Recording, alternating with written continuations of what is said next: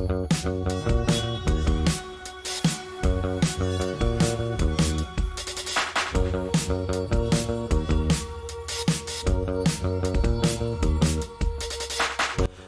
the UEA Catholic Society Podcast. This is Galilee, episode 1. I'm Jamie. I'm Ben. Hello, I'm Igor. And so welcome to episode 1. So guys, the FBI and Traditional Catholicism. Have you guys heard the news? Yes. We're getting into straight to the spicy stuff. I've got a couple of articles up here about So for the listeners or viewers who are unacquainted with the current situation, I'll just read out a bit of this article from the Catholic News Agency, and you can decide what you think. So, FBI retracts leaked document orchestrating investigation of Catholics. So the FBI says it is retracting a leaked document published on the internet February the 8th that appears to reveal that the Bureau's Richmond division launched an investigation into radical traditionalist Catholics and their possible ties to the far-right white nationalist movement. Those pesky traditionalist Catholics and their white supremacy, am I right, guys? It's actually absurd. You could not form a less racist ideology than traditional Catholicism, saying, everyone traces back from the same two parents. We're all one family. Yeah, I know, exactly. It's crazy, honestly.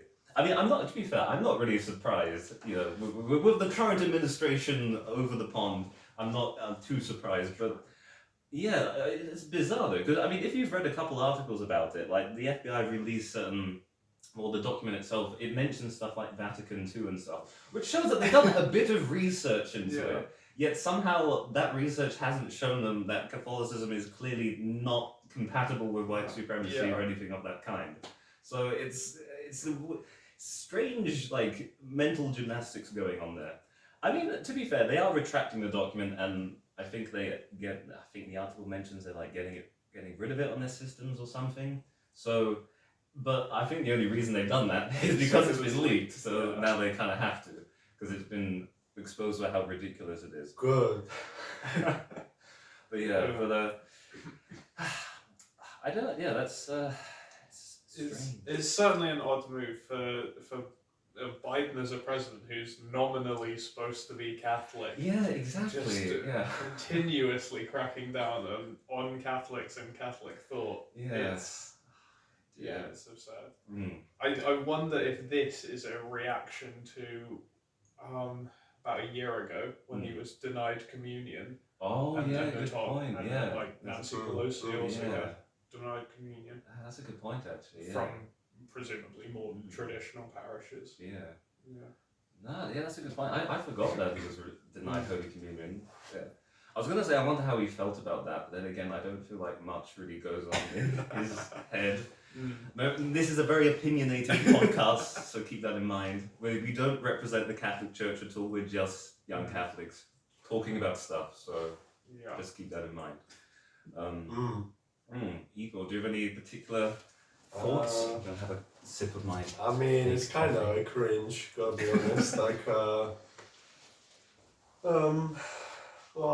It's just, it's very unfortunate. It's an unfortunate event that we're put in a situation where we're even unsafe in the forms of governments that are meant to protect us. That's about it. I mean, I just agree with what you've been saying. Yo, hello, John. I did say me and Igor would be commandeering this room for a bit today, tomorrow, but... Yo! Is there anything you need from here, or...? Maybe that's gone, one of our housemates. Right. We'll decide whether we can keep that. We keep that. Anyways. Catholic podcast takes priority over housemates. Mate. So I mean, to be fair, Joe Biden probably had no influence on this. Because there's quite a big separation from FBI and the actual presidential government. Yeah. But And I feel like we've been saying, I feel like Joe Biden doesn't have the mental capabilities to himself conclude such a statement. That's true. But I feel, but to be fair, like even despite that, it was still quite a politically important moment because you have a president who's supposedly of a certain religion going to a religious gathering and then being denied an essential aspect of that religion. So I feel that that might, I mean, to be fair, that might have prompted something, you know, because it's not like Biden's giving all the orders. I mean, definitely he's not giving all the orders. But in terms of his administration, I think like the FBI and the CIA obviously reflects the administration they're currently under to a certain extent. Because at the end of the day, they're federal entities, aren't they? So, yeah. I did wonder when I originally saw that whether that was going to be, you know, always running up to an election cycle. You pick your scapegoat to run against. And with in the wake of Roe v. Wade being overturned, which big win. Very big. So many churches got attacked and vandalized, and it was not covered at all on the news. Incredible. I've got an appropriate article here as well. It's also about the whole FBI deal, but but in relation to the comparison of like church or pro-life institutions and then like abortion clinics, like which get vandalized and attacked more often.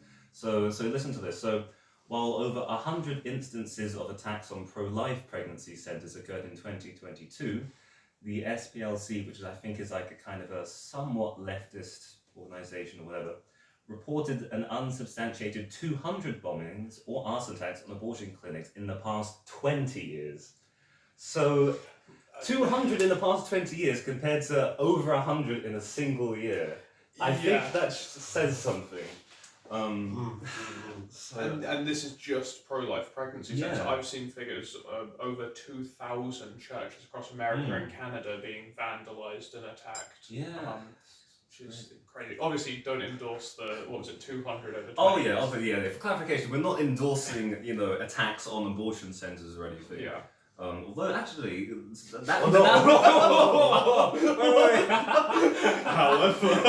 however, no, I was just about to say, like, of course, we don't endorse that. You shouldn't burn down an abortion center, really. Well, consult your priest first and go from there. But that reminds me of what was it?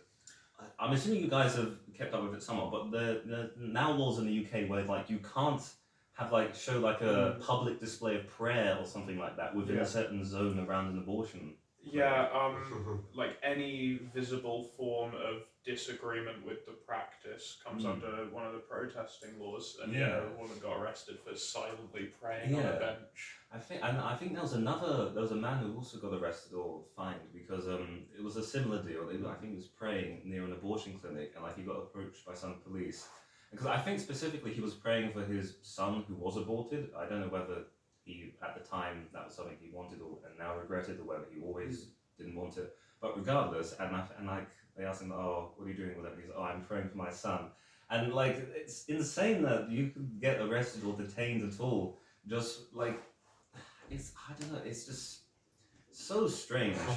I feel like the level of mental gymnastics you would have to go through to think that that's a perfectly fine situation, regardless of what your beliefs are religiously, surely just going near a certain spot and mentally doing something is I don't know. It's just... it goes with the whole FBI crackdown that they I don't know how you explain it, that they did. You can just see a suppression of Catholic culture in society. And it just makes you think when one side is still standing so strong, right? Despite how chained up and held back it is. And then the other side, it has to use all these shady tactics to even exist in the first place. You don't really have to put much thought into which side has more theological ground and just moral basis. Yeah, I mean that's the great thing about the church. The gates of hell will never prevail against it. So yeah, that's a good thing. Dear, crazy. Oh dear. Yeah. Oh dear, when he puts it well. I mean, yeah. So obviously, we've got that promise that will prevail. Gates of hell will never prevail over it. But we also have the promise that people are going to revile us as Catholics. Yeah. And Christ says they hate you because they hated me first. Yeah. So I suppose, want to put a good twist on it, the fact that there are these crackdowns and the government acting against us might say that we're doing something right. Yeah. If they don't like it. Yeah, because to be fair, I mean, I don't know about you guys, but in general, like, I mean, I'm better at this now than I used to be, but in terms of just openly talking about my Catholic faith to someone I don't know very well, like here at uni, for example, like even though I'm better than I used to be in the sense that I'm more open with it now, but like even then, I'm still like measuring my words carefully because I don't want to like possibly upset this person. Right. Which is kind of wrong because I shouldn't really care what they think about Catholicism, but obviously being a human being, you know, at the end of the day, I'm having a conversation with someone. I just want to have a normal conversation. I don't want them to then, you know, I mean, you get the picture. It reminds me of something Father Andrew represent a parish university chaplain who works for the diocese. Yeah, I mean, you don't really need to go further than that. We don't need to go further. He needs no introduction. Absolute legend. I love him. But it's just more on the lines of if you're a Catholic and everyone loves you, then you're doing something wrong. Yeah. That was in his one of his most recent sermons, I think. Yeah. Actually. Yeah. Yo, Father Andrew's sermons always slap. Yeah. Epic. Son of that. Just gotta get some of that Zoomer terminology in there. Yeah. I mean, at the end of the day, you know, if you're a Catholic and people are actively disliking you and holding prejudice against you because of it, then yeah, you're doing something right. I mean, because like the whole Catholic teaching is basically going against just our intrinsic animal instincts, right? So there's always going to be a separation of like Catholic thought and then like the world, the like, material world. That's all like, I need both. I need sexual gratification. I need to release my libido. I need to sustain myself off of nothing but pure warfare and bloodshed. Because that is what sin is just like in all of us. Yeah. With like original sin, like that is, if you just indulge in your innate animal instincts, you're just gonna be a beast. I mean, I was gonna say, because I mean, I'm glad you said world, because when you first said animal instincts, I wanted to take issue, because like technically there is nothing wrong itself with the instincts we have as human beings. Because I mean, technically without them, like, you know, we wouldn't be able to do a lot of things in the span of God's plan anyway. But it definitely, like obviously, Catholicism is not meant to be compatible with the world and the world's ideals and desires and ambitions and all that stuff. But yeah, like I mean, at the end of the day, what sin is, it's like an overindulgence and a disorder of the senses and your human instincts. Because you know, if you have them under control, you know, as a Christian, then there's nothing wrong with them, you know. And when used and moderated appropriately, you know, they're pretty well. To be fair, kind of. Well, I don't. This is a bit too vague and blanket term, but kind of holy in a sense. I mean, you know, in marriage, for example, you know, that's a great example. Well, I think that's really the central thesis of not just Catholicism, but any branch of Christianity. It's that even God can come down and be incarnate in flesh. We can orient our flesh and our desires to these holy ends because Christ did it. Now, I'm not saying any of us could be like fully perfect as he was, because he's a God, but that's then you get grace there. Christ sanctifies all these standard human actions by taking part of them. So, you know, if Christ takes a walk, he can make walking holy. Yeah. Anyway, so in regards to human instincts, I think that's where some Protestant denominations go wrong, in that they kind of demonize human instincts and natural inclinations. When it's not the natural inclinations themselves that are necessarily intrinsically evil, but it's the overindulgence and disorder of them that leads to sin. So, although that isn't to say that there aren't acts themselves which are intrinsically evil, like murder, you know. So, but I mean, I'm less much talking about the acts, but like certain. For example, someone might murder someone because they're angry, but like the murder was wrong, but the anger itself wasn't technically intrinsically evil. Yeah. Because human being, we feel anger, you know, and Christ himself felt righteous anger when he disrupted the temple market. So there's just an example there. Well, I think a good way to just kind of simplify it all would be the notion of the 7 deadly sins, because all sin essentially is a byproduct of those sins, and what they are is basically the allowance of animal instinct to take over you, where as opposed to the 7 virtues where you're in control of those emotions. Well, yeah. Because that's essentially what they all are. They're all emotions, and humans as very emotional beings, we're driven by emotion. So if you let that emotion guide you, it's gonna lead to more sin. But if you yourself control that emotion, then that is essentially what Catholic teaching is. It allows you to fuel that and to fuel yourself through that emotion for good. All through the grace of God. Amen. And it's not, I think I especially get this thought for Eastern religions like Buddhism, for example, where they, in trying to control those emotions and not having them dominate you, which is a good thing, they end up suppressing them, not feeling them. Yeah. But we have like Mary weeps at the cross. She's in the garden at Gethsemane. Christ is, again, I believe he's weeping, he's suffering this agony, he's still feeling all these emotions fully. So even though you try and control them, but don't suppress them. These are natural feelings. Let yourself have them, but you've got to try and orient them to good ends. The shortest verse in the Bible is Jesus wept. Really? I didn't know that. Like, that is literally just those words. So I can't that remember probably where. depends on the translation. It doesn't. The edition, but But it essentially is always just Jesus wept, or I don't know, Jesus cried, something like that. But I can't remember.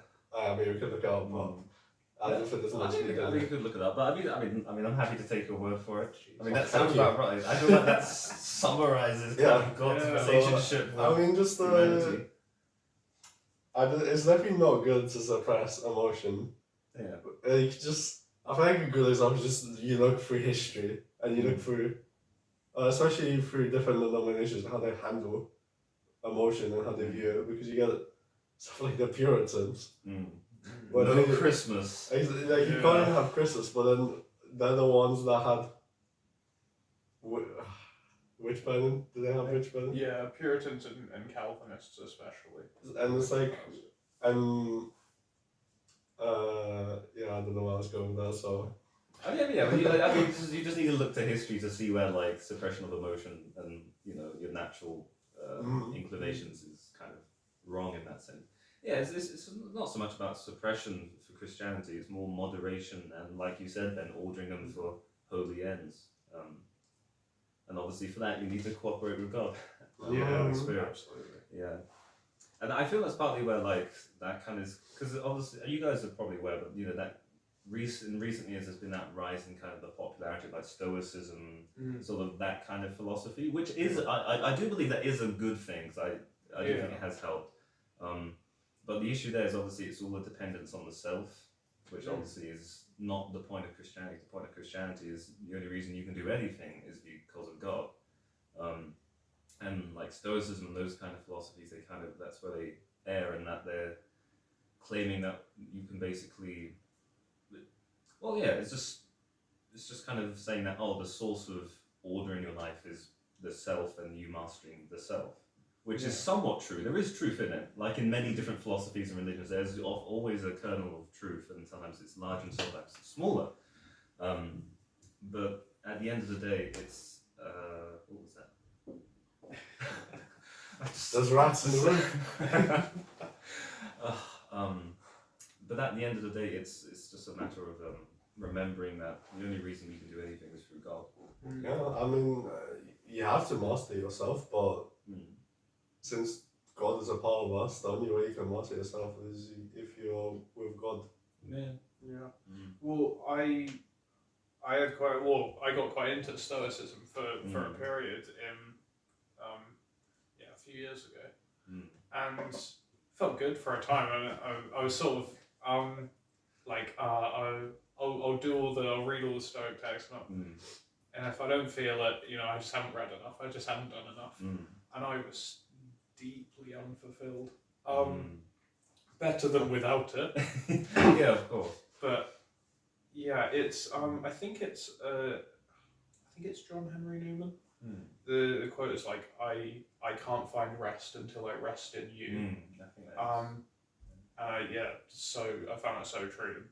Sort of, you can keep a lot of what Stoicism has, but that addition of God's grace and removing the bit of self-reliance, such a peace comes over you. Yeah, certainly. Nice. Well, that was a nice little segment we went on to from the FBI and Traditional Catholicism to Stoicism. But that's good. That's good conversation right there. There are a couple other things I wanted to talk about. One of which is kind of a slight alteration in course somewhat. But I thought it would be nice every one of these episodes to have a look what saint of the day it is. Oh, yes. And today's one is quite interesting actually. So I'll read out a little short section. This is from Catholic.org. I'm assuming that's somewhat reputable enough to quote, but anyway.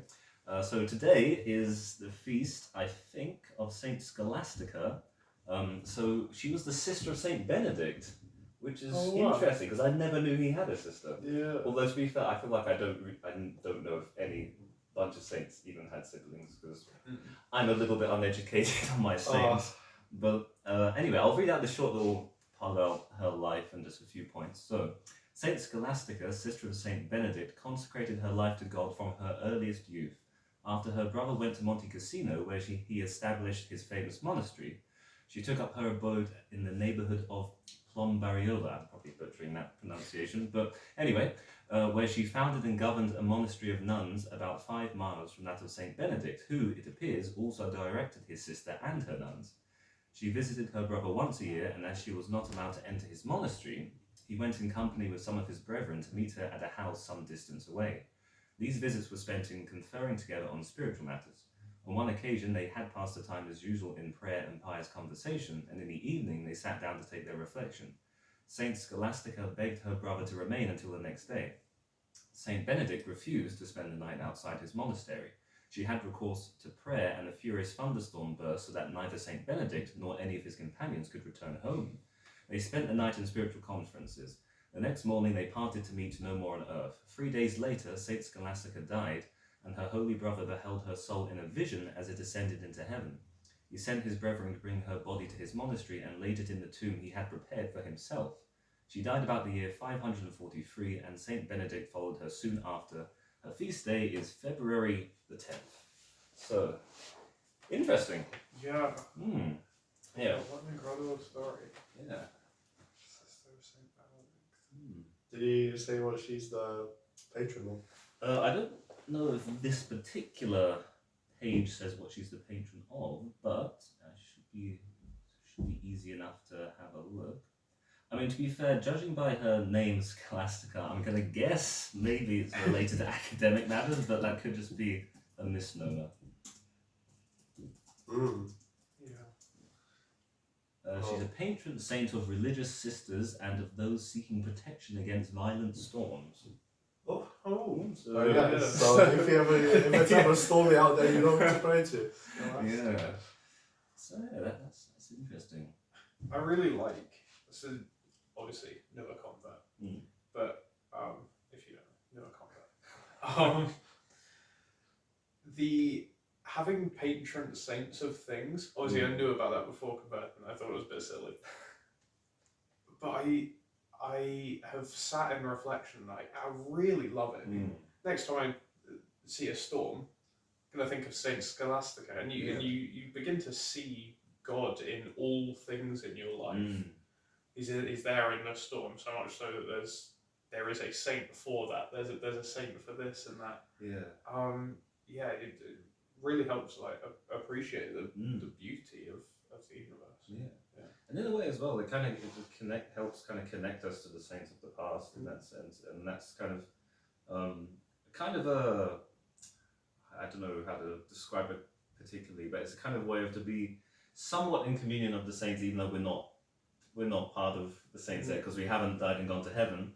But it's a way of kind of being able to kind of get I was going to say like a taste of what being in communion with them would be like, kind of. Yeah. Just seeing those little fragments and references in just the physical world to them.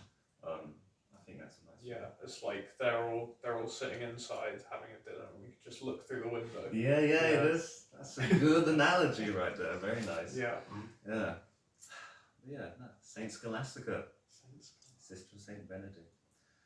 Very nice. Speaking of patron saints and stuff, but you reminded me of another one. Now I don't know how true this is, but I was scrolling on Instagram one day, and a Catholic page I follow posted something about a Catholic saint who's the patron saint of like firearm owners. I thought you were meant to follow like patron saint of podcasts. I mean, well, guys, you gotta get on that. Hey, well, maybe one of us in future become the Patron Saint podcast. So. We'll see about that. Not sure about that one, but we'll see. Wait. Yes, I'm not wrong. Yeah, so there's a Saint Gabriel Possenti. His feast day is February the 27th, so that's coming up. Yeah. He's the patron of handguns because his marksmanship enabled him to rescue a woman about to be raped by a marauding gang of thugs at Isola del Gran Sasso, Italy in 1860. So that's pretty darn epic. That is pretty cool. Yeah, I mean, there's a pretty epic illustration here, but I'll read out the little story summary. So after freeing a young woman from would-be rapists, Saint Gabriel Possenti confronted the onrushing brigands waving revolvers. At that moment, Possenti fired at a lizard that happened to be running across the road and dispatched it with one shot. Thus, having demonstrated his excellent handgun marksmanship, he was able to take command of the situation and ran the now frightened brigands out of town. That's an incredible story. That sounds like it's straight from a western. I was going to say, this town ain't big enough. Oh dear. So, apparently he was also a superb horseman as well as an excellent marksman. Apparently, he was engaged to two girls at the same time and a great party goer. So he shocked his family when he announced that after his graduation he was going to become a Passionist monk. Oh, you see, even if you're living quite a party going life, you can still end up as a dignified saint. So yeah, patron saint of handguns. At least I'm assuming he is. But Saint Gabriel Possenti, cool stuff. Yeah. I mean, if he's not the patron saint of handguns, that'll be so disappointing. Yeah. I mean, even if he's not the patron saint, that's still a cool story. That's a cool story. I'm assuming that's true, so that's pretty darn cool. Very epic. It's interesting from his story that incredible marksman, clearly, and he had a handgun on him. Yeah. He doesn't fire at any of the brigands. Yeah. He fires at he just demonstrates that he is a good marksman and dissolves the situation. Right, one lizard died, but a sacrifice happened. for the saving of a soul, we must always shed the blood of an innocent. I don't know I don't know about always. But evidently that was a suitable sacrifice in that moment. Yeah. I think it's notable. So in the Beatitudes, what I've always found is odd is blessed are the meek. So to me, it's like cowards. Yeah. Why are they blessed? But looking into that word, and I think it was a study of the Hebrew, is more people who are dangerous but can control it. Those are the meek. It's like I think it's an African proverb that like speak softly and carry a big stick. Yeah. That's meek. So in there, he demonstrated meekness. Had a weapon, was very skilled with it. Chose not to use violence to. Not against the people to diffuse the situation. Yeah, because obviously he could have shot those men if he wanted to, clearly. So it's a restraining of. It's a controlling of your animal instincts. Yeah, I guess. Yeah, there we go. So I just thought that. Yeah, you just reminded me of that. I was like, I've got to share this guy with you guys. I only really had 3 topics like noted down today. One was the FBI stuff, and then it was just the patrons, the saint of the day. But I also wanted to say, well, since you're here, Ben, and you are a new convert, do you want to say a little bit? I mean, you have already like spoken to being Igor about obviously how your conversion has came about and all that stuff. But for the sake of the audience, if you're willing to share, what, from the beginning? Oh, I mean, wherever. I mean, for the record, at the time of recording this, Ben is to be baptized and confirmed this coming Sunday. So days away. Yeah. So by the time this comes out, he's going to be a baptized and confirmed Catholic. So yeah. Next time you see him, baptized man. Exactly. Next time you see him, he's going to have like an aura of a halo behind his head. I hope. But. Yeah, so it was really in around the second lockdown of COVID, and my life wasn't great at the time. wasn't too bad. I don't know, not like self-pity. But I didn't feel great, and I spent some time having more time because it was lockdown. I'd always liked watching debates, so I started watching debates on YouTube. Specifically, a lot of atheist-theist debates, and the arguments are a lot more convincing when they're laid out by a theist in a debate rather than a religious studies teacher in the classroom. I thought that's quite convincing, and I've always I'm a historian, so I ended up reading Plato or Aristotle. I think it's Plato. The first cause argument. That he uses, which the one people are more familiar with is Thomas Aquinas, but his a rudimentary form of it. I was like, this is quite convincing, actually. Do you want to like briefly summarize that argument, just for the sake of anyone who's unfamiliar with it? Right. Obviously, I'm not the great mind of Thomas Aquinas, nor am I Plato. You should. You should obviously read theirs. But the argument goes that everything that exists now will come to an end. And you can observe that. Everything that exists comes to an end. And it has come into being, which means it doesn't contain within itself its reason for being. Something else outside of it must have caused it to exist. And that's why it can fade away. It doesn't sustain itself. You can then trace those things which caused your first things, you can trace those back, and those things themselves, they don't sustain themselves, so you trace those back, and eventually an infinite chain going upwards doesn't explain why a chandelier stands up. You need a hook on the ceiling. You will find something that sustains itself, and that we call God, as Thomas Aquinas ends it. Obviously, rudimentary form of the argument. There are much better ways to lay it out. But I found out, I was like, I can't. I've heard this in religious studies. They say, it's facetious because of this, but even looking into those objections, it stood quite strongly. So at that point, it was okay. Well, if a God exists, then I've got to figure out what to do with that. So I spent time looking around different religions. Started with Eastern religions. Actually, I started with Buddhism and Hinduism. I think. just being secular, they've got some sort of appeal in the West, Yeah. sort of trendy. Yeah. But I found them wanting in different ways. Got to the point where I was like, Abrahamic faiths, they make the most sense. Yeah. Which one though? And that was a long process, but I think it was probably because I'd started this journey with Plato in his first cause argument, having Thomas Aquinas give that argument and then explain all the reasons why the Christian God is a perfect explanation.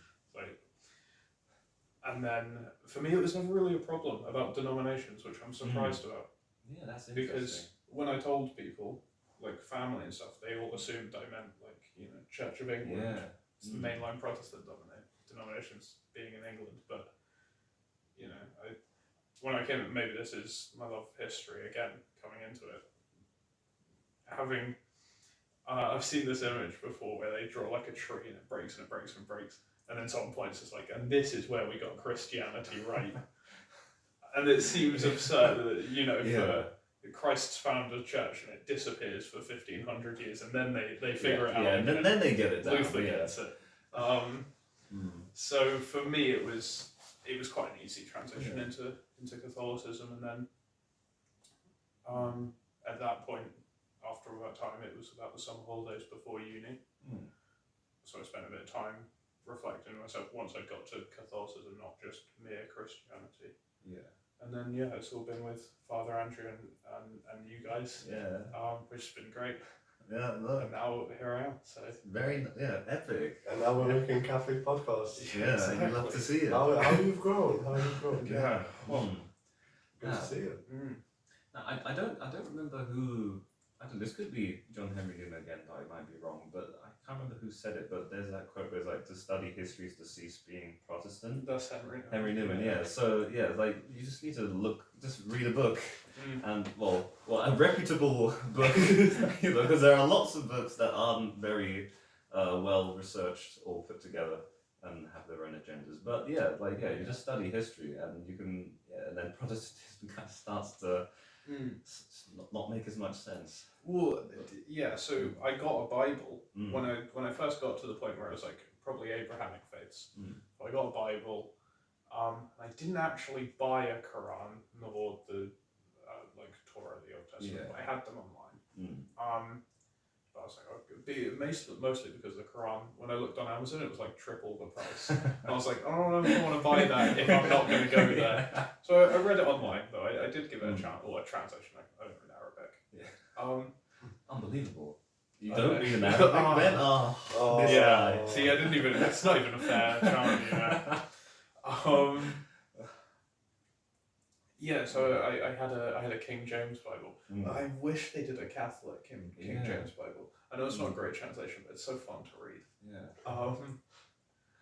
I heard that the King James Bible, even though it's a Protestant Bible, the languages is really quite beautiful. Yeah, which it's a shame it's a Protestant Bible that's missing the rest of it. It was missing the books, and as I understand it, it's before we found like a bunch of Greek documents of the New Testament. So it's based on the Latin Vulgate Bible, and it's what's the scholar's name?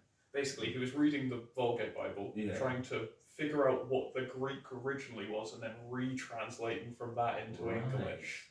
Trying to reform the original text.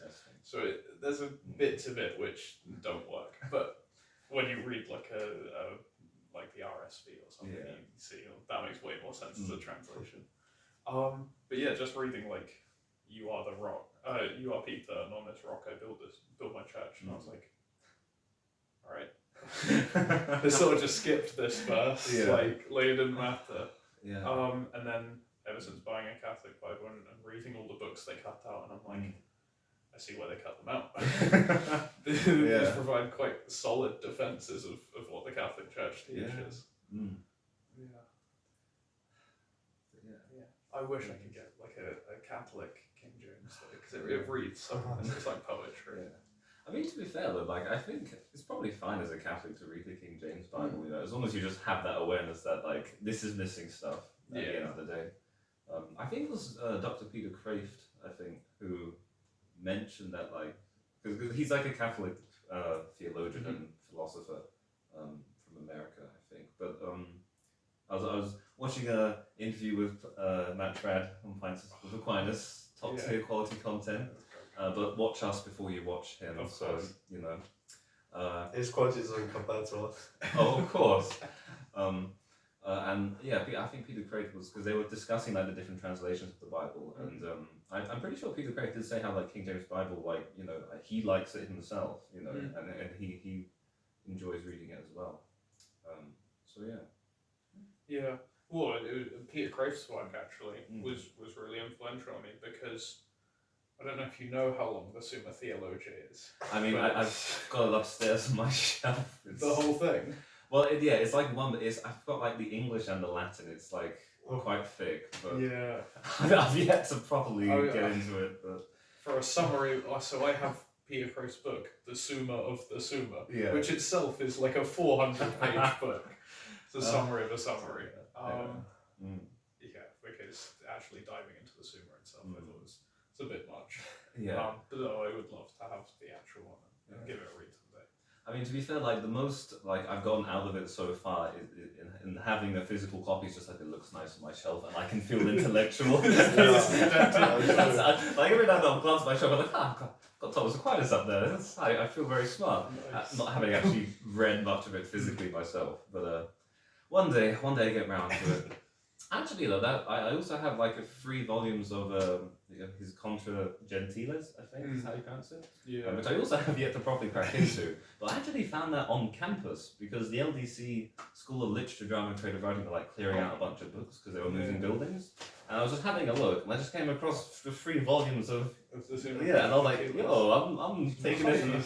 Yeah, so I got that for free. And they're like old copies as well, like at least from back in the 50s, I think. So yeah. Nice. Yeah, glory to God. That was a nice find. Nice haul. Yeah, and of course, as a literature student, I love my books. I love nice looking books. You know, a very wonderful, simple pleasure. Well, technically the content of a book is not simple, but physically a book itself is a simple pleasure, I think. Yeah. Because I'll talk about more less Catholic matters such as ROBLOX and. I mean, it's a casual format podcast, you know, as long as you get some Catholic stuff in there. We can talk about the apparent recent news of ROBLOX might be allowing online dating now. So, for if you verify your age, you're able to. He just up on the ROBLOX news. Yeah. Igor's an avid Roblox gamer.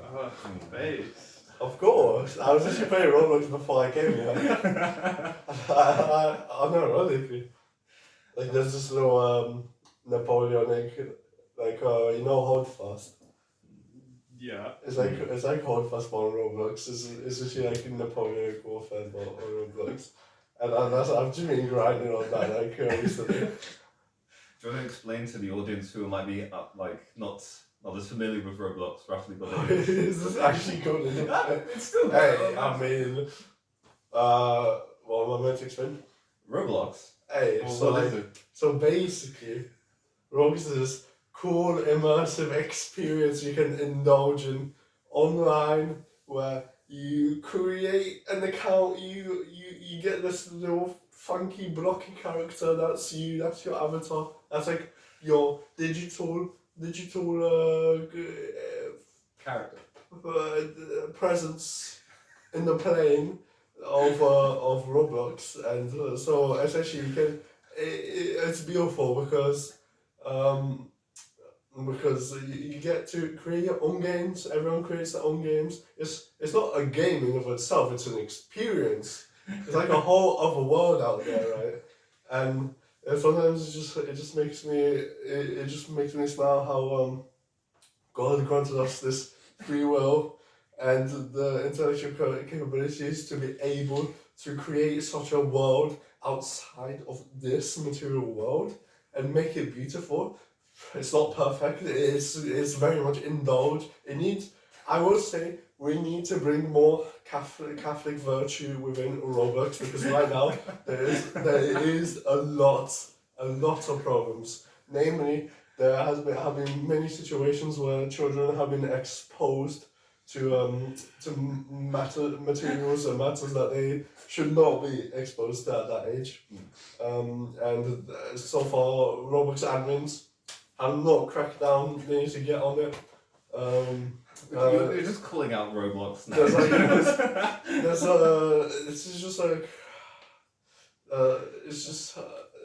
They're being called out as well for child enslavement because they're forcing because kids have to make these games and they barely get paid through the money that is produced by the game. So it's like child labor basically. To some extent, where since it's a new digital age, right? It brings up the whole discussion of how exactly is this all affected by the real world? Because obviously, like in the Victorian era, it's pretty clear what child labor is, chimney sweeps and all that, right? Yeah. But now it's like. Now we need debates. I'm waiting for Vatican III for when they start talking about the digital world, because I have seen multiple videos where there's this little subculture in Roblox of Polish children and they would recreate Catholic Mass. So I know videos of that. So So, Catholic children, I would say like maybe 10, like not that old. You can hear the lack of puberty in their voice, but they're so beautifully singing like what's it called? Oh, just mass, just singing to mass, and it's beautiful to watch. But I think it does bring up the question of like in the future, is there gonna be Catholic Mass like held virtually? Is that gonna be a thing? Because at some point there will have to be that discussion within the church. I mean, in a sense, that's kind of already started what with COVID and such, and like churches live streaming masses, which obviously it was good. Like, I'm of the personal opinion that it was good to get the live streams when you couldn't go to church because the pesky government wouldn't allow you to. Typical liberal establishment. but like I don't know. I feel like there's more to be said on the topic, but I think like you can't. At the end of the day, you're meant to physically be there. I mean, you've got a physical body, so you should physically be at mass. Unless, of course, you physically cannot go to like you're bedridden or something, which is completely fair enough.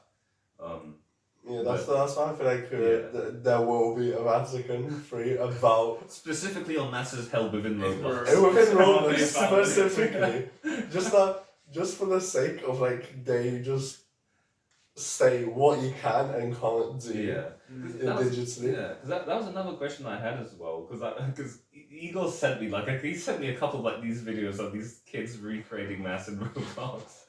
And like it's cool, but at the same time, like it does have me wondering, like how, like, because they're technically reenacting a mass, but obviously they're kids, so none of them are like ordained or anything.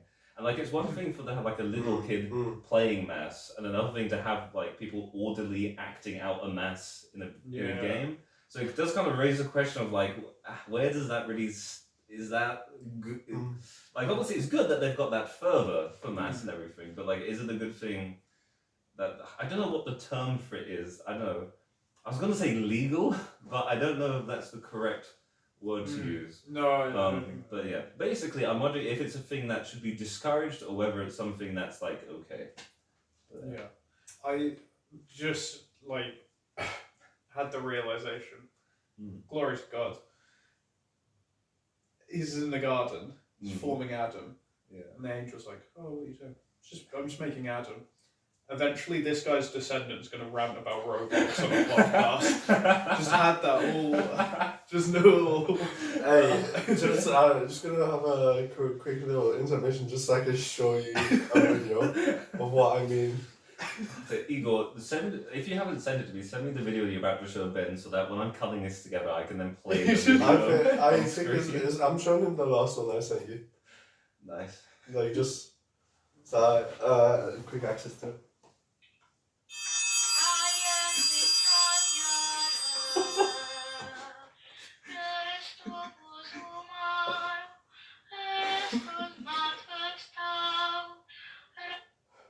beautiful. That's beautiful. Voice of an angel. Exactly. Mm. And I can always send like top 5 Polish Roblox moments. That's also a video. Top 5 Roblox msza momentos, which translates to top 5 Roblox mass moments. Beautiful world we live in. Yeah. Yeah. That actually reminds me of something. Because in terms of like, obviously, like in this case, it's like Catholicism represented in a video game by Catholics, but because sometimes this is something I've thought about, because I mean, like, obviously, hopefully, I'd like to be a writer in the future. In what format or manner, I'm not sure yet. It also depends on what my vocation is. But like, I've considered, like, because I have like a couple of novel ideas and the like, and obviously I want them to have Catholic themes in them because I'm a Catholic and I want to have that in my work. But like, it does have me wondering, like, to what extent can I represent like a Catholic character or Catholicism, and like, basically, are there guidelines I need to follow? Like, can I not have a Catholic character do something, or because it would be like scandalous, you know? Because like, for example, like, I'm wondering, like, is it the same thing to write a character? Like, let's say there's this Catholic character, I write him into the story, and he does something that if a real Catholic did in real life in front of people would be considered scandalous. Yeah. Right. Now the question arises. And like, my initial impression is that it's not scandalous to write a character who does that because it's within a fictional setting. But the question does arise, like, you know, how it's just like, as a creative who wants to represent Catholicism in his work, or at least subtly allude to it, how much leeway do you really have? You know. I suppose, like, within the world. As long as you're not making it out to be what they're doing, the scandalous thing they were doing, if a real person did it, as long as that's not like acceptable in their world, or maybe it's acceptable in their world, but it shouldn't be to the reader. Because you have, like, I think Lord of the Rings is at least Christian, but I think it's like overtly a Catholic story. Oh yeah, definitely. I mean, whenever Tolkien was asked, like, if he put Catholic allegory in it, and like, I mean, he always like vehemently said, no, there's no allegory. It's just I just wanted to create a world for my language, that kind of thing. But he did say it is like a Catholic work. So he acknowledged that obviously he was a Catholic, and so that bled into his work clearly. So yeah, I mean, it's very much. I mean, it's just I imagine it's just most important is just that the work doesn't go against Catholic teaching, and it supports it. It's just the issue though, like, that's just a bit of a vague statement in the sense of, like, because you can have so much going on in a story, and I don't just mean books. I mean, like, it could be a film or a video game, and the like. Yeah. So it's like, you know, because let me think. I mean, there's a bit of a debate with Harry Potter. Yeah. You know, it's I mean, obviously there's a bunch of Protestants who hate Harry Potter, especially in America, but among Catholics as well. My mum does not like Harry Potter at all. She thinks it's bad. As for me, I don't. To be fair, I don't really have too much of an opinion on it because I never read the books. I just watched some of the films and I enjoy them, but like, I don't feel any compulsion to watch them again. Really, you know, I'm a Lord of the Rings man, so. You know, that's all over the game. What's the debate about Harry Potter? Because I always hear it's about like witchcraft. Well, I think the main point of contention is that it depicts witchcraft and magic in a positive light, whereas it is specifically Catholic doctrine that magic is evil and it's not to be practiced by a Catholic.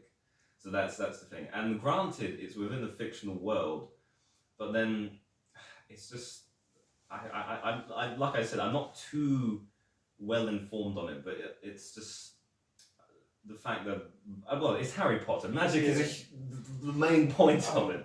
So, yeah, I don't know. In one of my first chats with Father Andrew, this actually came up. Oh. Because I quite like Dungeons and Dragons. Yeah, I said to him, like, do I have to stop playing Dungeons and Dragons? It's got magic in. And you're playing with dice as well. It's like, it's not really gambling. It's it's a game of chance. And he was, and then he brought up Harry Potter, and it was essentially the way he talked about it was like, when you know you're playing a game or you're reading a book, you don't start living that. You know, like you get some people where they've got like a Harry Potter bag and they draw make the it their whole star on personality. it. It's like at that point too far. The work is influencing your life. Yeah. But as long as you can go into it and you can leave it where it is. Yeah. Harry Potter. As far as I remember, I'm not like trying to speak authoritatively on Catholic doctrine. Yeah. That makes sense. As I understand it. Because I think I did look, because I had a query about Dungeons and Dragons not too long ago, because my friend Max, he's into it a lot now, and he wants me to play with him every now and then. And so I went on to Catholic Answers, like, Dungeons and Dragons, to see what articles are on here. And yeah, that was pretty much the conclusion, is that as long as you can separate the game from reality, and you can recognize that, sure, your character might be casting a spell or whatever in D&D or in the novel, but obviously in reality that's not okay. Yeah. Then you're fine. Which I think is a large reason why some people take issue with Harry Potter, though, in the sense that it's largely marketed to children, and especially younger children. So, and that's a very impressionable age. So I think a valid concern there is that if young children are exposed to that and then grow up with that, then you have a generation of kids which are inclined to think that magic is okay.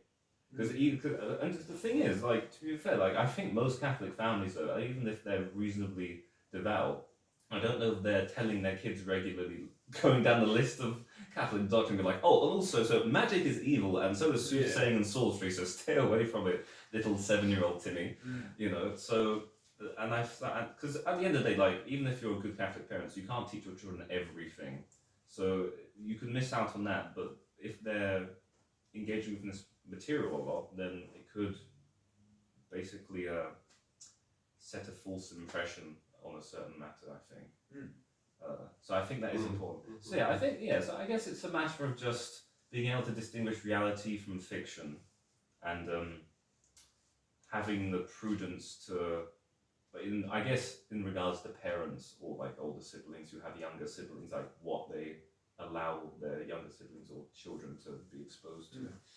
I mean, I'd say it's more like trying to expose kids to it, because I mean, it's just unfortunate that if we were to only allow kids to consume media that 100% conforms to Catholic teaching, they'd only be able to read the Bible or something. Well, I mean, I don't know. Because they can be very limited. They'll just be allowed specifically Catholic stuff. Yeah, but I mean, most important would be to teach them. Still obviously be wary. Don't just throw them into whatever cheap book you buy at the corner store. It's an inside joke. No one else is going to get. Sorry. Continue, Igor. Can't remember where I left off. So don't just throw your kids into whatever. Obviously have a level of prudence. But have a level of prudence, but then most importantly would obviously be to help them know that either what they're reading, it conforms, it supports Catholic teaching here, but over here it's a bit off the group, as kids say nowadays.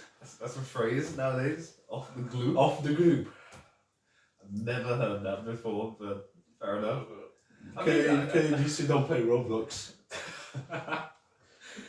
Dear. I mean, I see what you mean, Igor, and for the most part I do agree. But I think it's just the fact that things there is plenty of fictional works that do conform with Catholicism. Lord of the Rings does. Some people might argue that it doesn't, because technically, there's kind of got other gods in it, and there's kind of magic in there.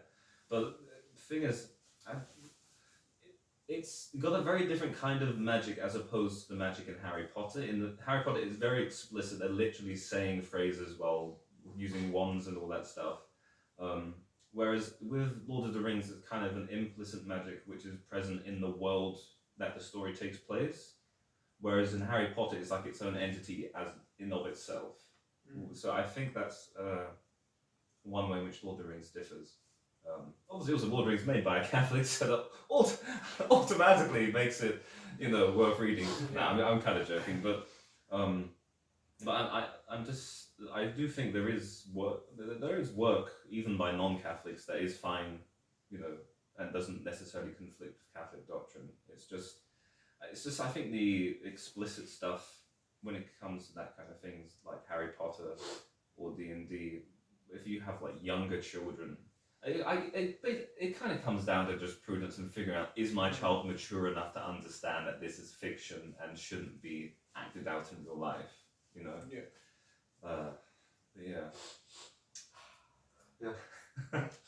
Yeah, I guess. Yeah, it's like do you knock on wood when you want something, or like you don't want something to happen?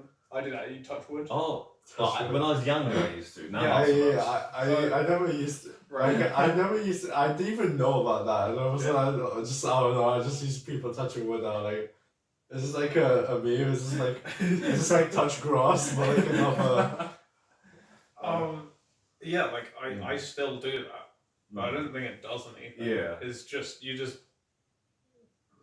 I don't know. You're doing it out of. It's kind of a cultural habit. Yeah. Yeah. So I think if you can engage in these things as pieces of culture, but you're not learning from them. Yeah.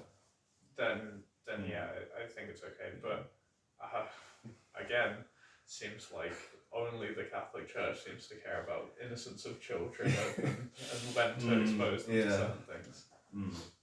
Because I mean, the thing is, I guess the thing is, at the end of the day, like you mentioned, Igor, how like in a really hyper puritanical sense, if you were to only expose your children to like purely Catholic stuff, so like just like the Bible really, and just whatever doctrine and catechism you expose them to, in a way though, technically that could objectively be better than if they were exposed to something potentially risky. Obviously they would miss out on a lot of fun stuff, but in the long term, in context of their soul, you might argue that it would be objectively be better for them.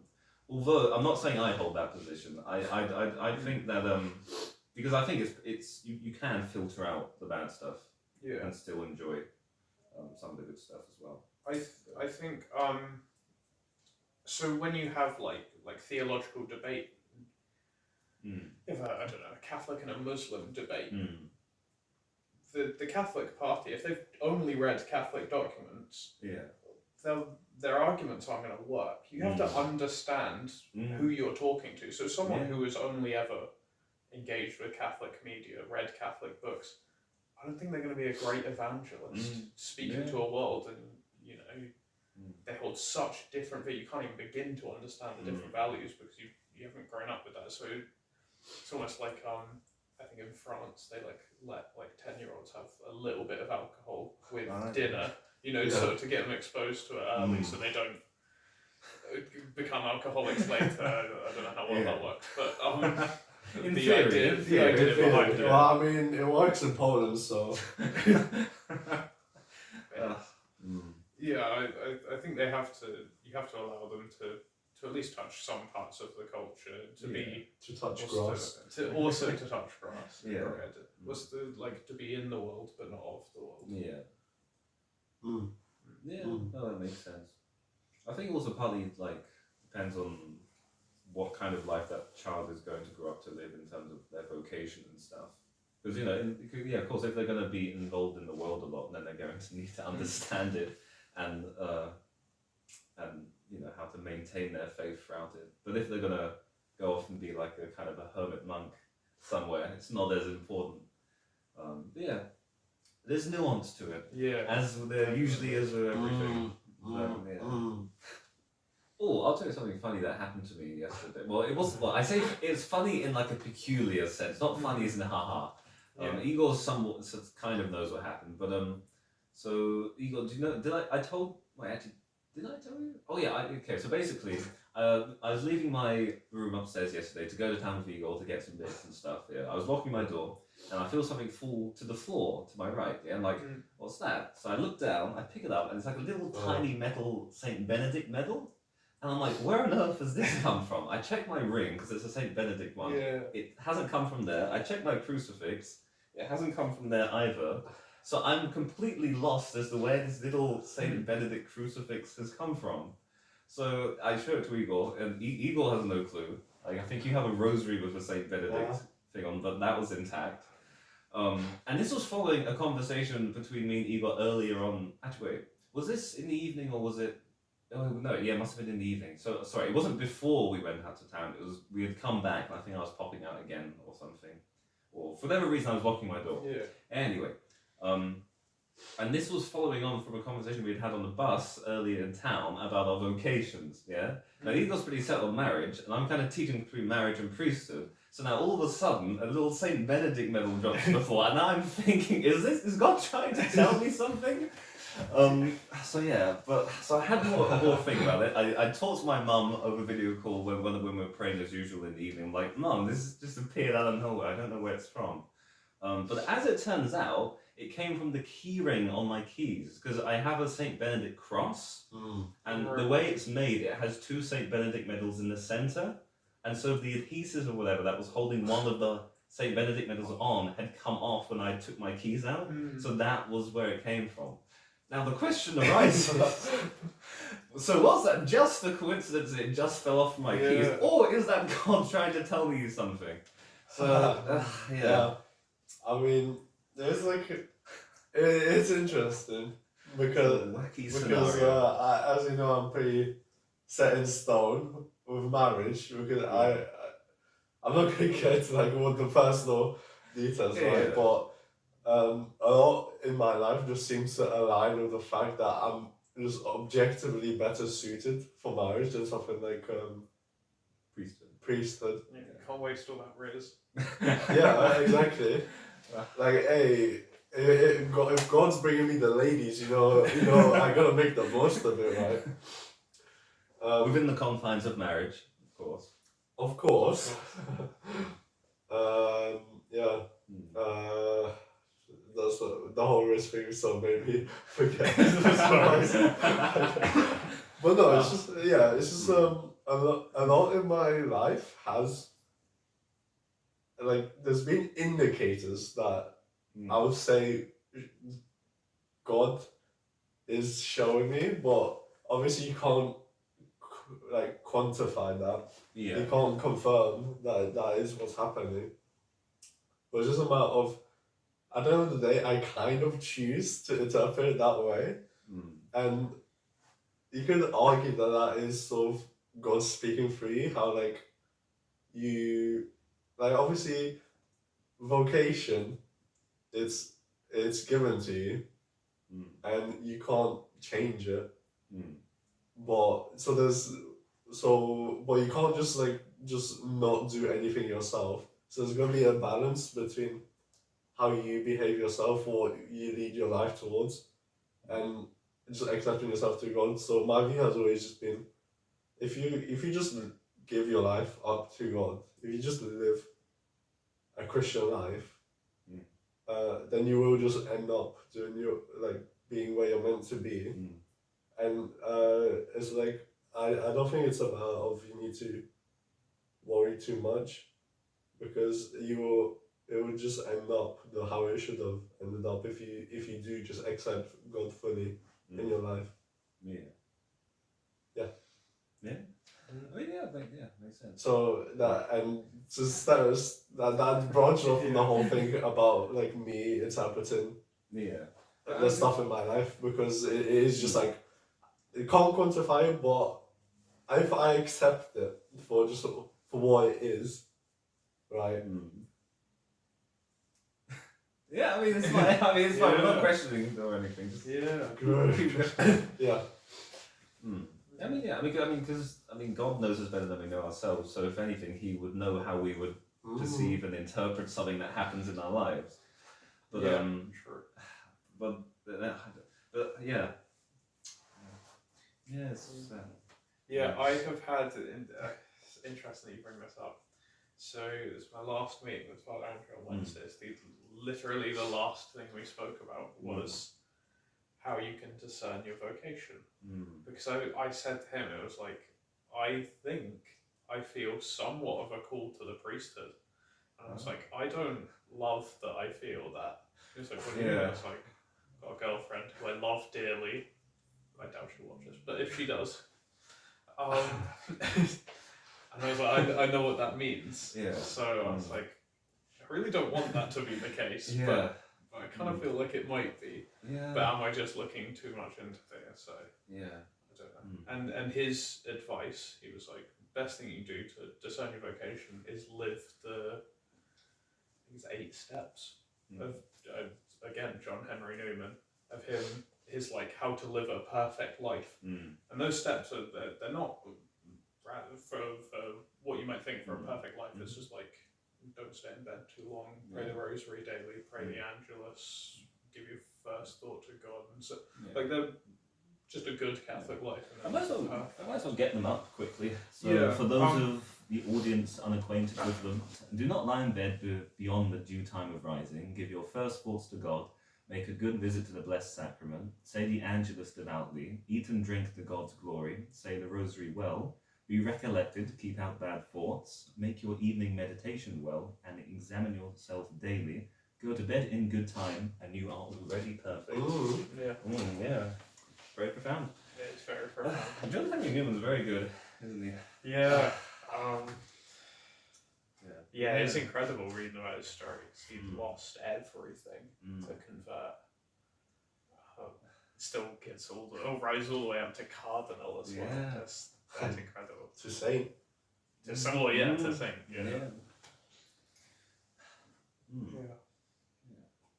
Completely random, but I've never known. Would you say like who's a pope? Who's a saint? Pius X is a saint. Probably. I think. I think there's a few Saint Piuses, I think, but yeah. We'll go with it. I can check while you're talking. Is it like? Do you say like Saint Pope Pius or Pope Saint Pius? I would usually use. He is a saint, and the way it's written is Pope. Oh wait, actually, let me find a Catholic site that can actually tell me. Well, here it's Saint Pius X. Just Saint Pius X. Yeah, usually it's just gonna be like one title. Right. It's like it's just like what Doctor, Mister. It's like that, but obviously it's just seen as the most respected one. Is you by the highest title you call them by. But obviously it's not wrong to call them by like a lower title. Okay. So obviously like just Saint Pius X is like a basic way, but apparently so I think you can. So this is the thing. When I looked at it on Google search, it looked like I was like, okay, there's my direct answer, and I click on the actual site, and I have to scroll down for a bunch of stuff. The most common usage is Pope Saint and then the name. So Pope Saint Pius X, or Pope Saint John Paul II. So that's something that I've wondered about. I've actually never heard that. That's the. I assume like there's nothing wrong with that. But like I never hear someone like say Pope Saint John Paul II. Usually, I'm gonna be honest. Usually I just hear John Paul II, like part of the title, which interesting. Yeah. Speaking of saints, and popes, what's the name of the I was gonna say most recent pope from England, but like recent makes it sound like it was in the past couple of centuries, but it was not. It was ages ago. I can't think of any. I was gonna say Tertullian, but I don't think he was a pope. Wait, see, in my little, I have a little book of the New Testament, and it has a list of all the popes of history at the very back, with like the year and everything. Here we go. Pope Adrian IV. Adrian, does that have a date? Born 1100. So it's been a while. It's been a bit of time. The only Englishman to have been pope. Only Englishman. Well, if your vocations are recent, then we've got some chance. Dear.